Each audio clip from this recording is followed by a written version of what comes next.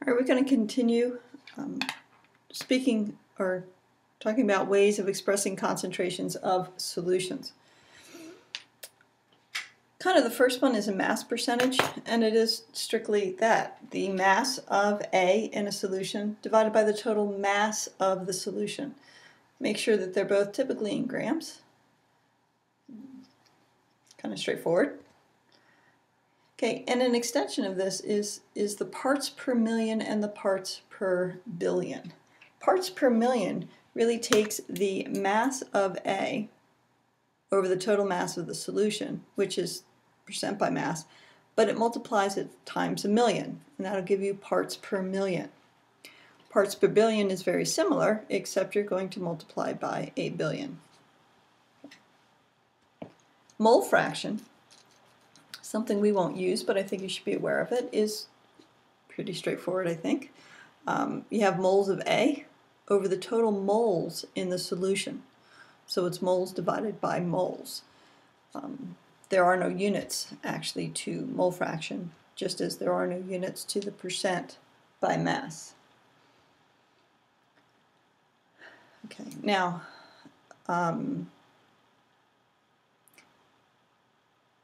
be careful what mole fraction you're referring to. That may come up later.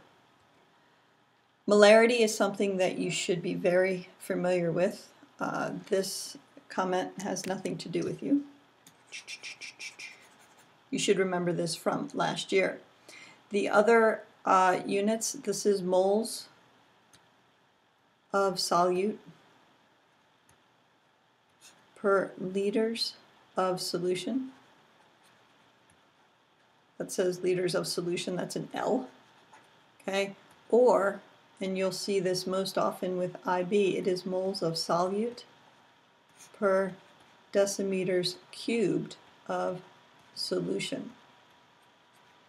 Okay, 1 decimeter cubed is equal to 1 liter.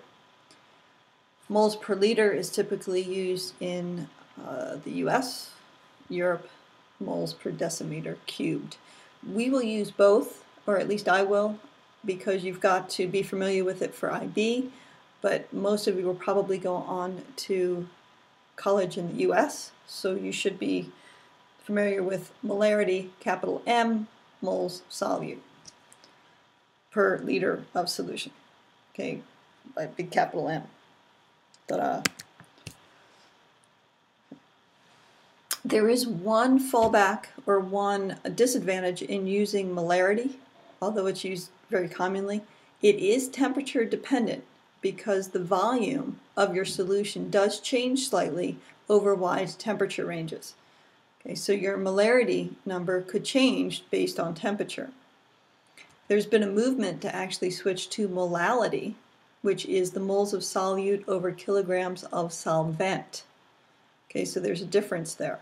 But this one has no temperature dependency. So molality is not temperature dependent like molarity is. Typically, the temperature changes that would occur in molarity don't affect us much, so we don't worry too much about it. Okay, so those are all ways of expressing concentration of a solution. How would we mix a solution? Well, when we create a solution of a known molarity, you have to weigh out a known mass of the solute. If you know the mass, then you know the moles of that solute. You then add it to a volumetric flask. That's what this is. These volumetric flasks will have a precise marking on the neck that gives the volume within pretty good precision. When you add the solute, add a little bit of solvent into it to totally dissolve the solute, and then you finish filling it up to the mark.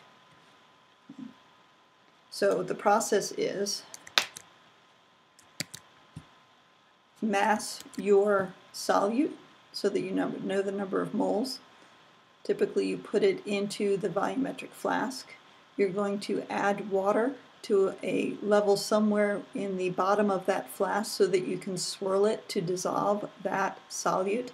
Once the solute is all dissolved, okay, you're going to fill the volumetric flask up to the line and then invert it, holding your thumb over the top, invert it to get it thoroughly mixed.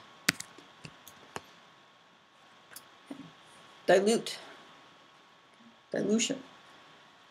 We can dilute a more concentrated solution by using a pipette. You should have used those last year.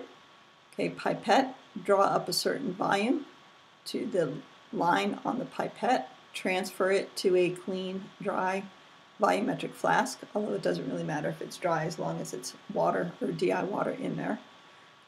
Then you're going to fill up the where you want to have your dilute solution to that line in the neck of the volumetric flask. Mix it so that you have now a dilute solution from your stock solution. Meant to take that out. All right, so using molarities in stoichiometric calculations, please remember that volume times molarity gives you the number of moles. I'm not a real big fan of using this type of process map because I tend to lose sight of what's actually going on. But remember that moles of the solute is equal to the volume of a solution times the molarity of the solution. And then you can rearrange those any way you need to. You can also use molarity as a factor label, conversion factor. All right, titration. We are going to do go over titration problem actually in class, but these are the setups. You should remember doing these at the end of last year with acids and bases. Okay. So we'll do that in class and go over a problem. Hopefully you can identify this, and this brings back some memories of doing a titration in 10th grade.